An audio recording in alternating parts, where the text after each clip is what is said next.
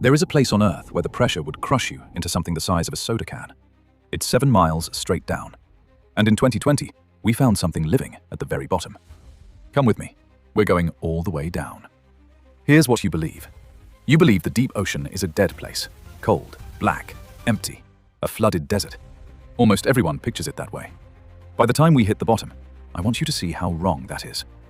So what actually happens as you sink? We start descending off the coast of Guam. Sunlight dies fast. At 200 meters, it's already twilight. At 1,000, it's pure black, forever. This is the midnight zone, and it's most of the ocean by volume. The temperature drops to just above freezing, and the pressure begins doing something your body was never built to survive.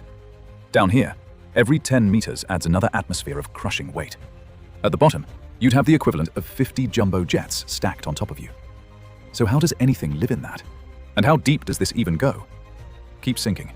We pass the deepest a submarine can go. We pass the wreck of the Titanic, and that's nowhere near the floor. At almost 11,000 meters, we reach it. The Challenger Deep.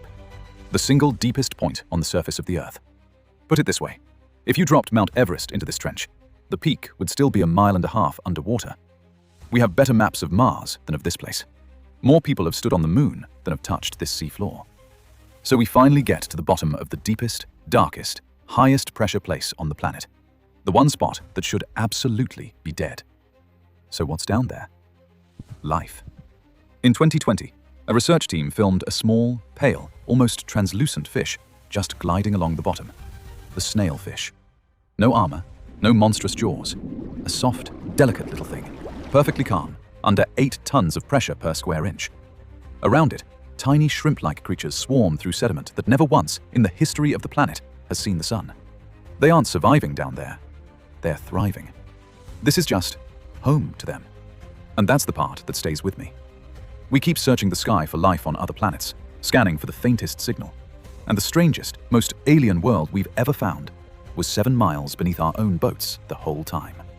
Full of life, quietly waiting to be looked at. So tell me below, we've mapped less than 1/4 of this seafloor. What do you think is still down there, in the part no one has seen yet? The archive is listening, and you know where it is. Next file, though, it isn't down, it's up. A signal from deep space that repeated perfectly for over a year. And no one has ever explained it.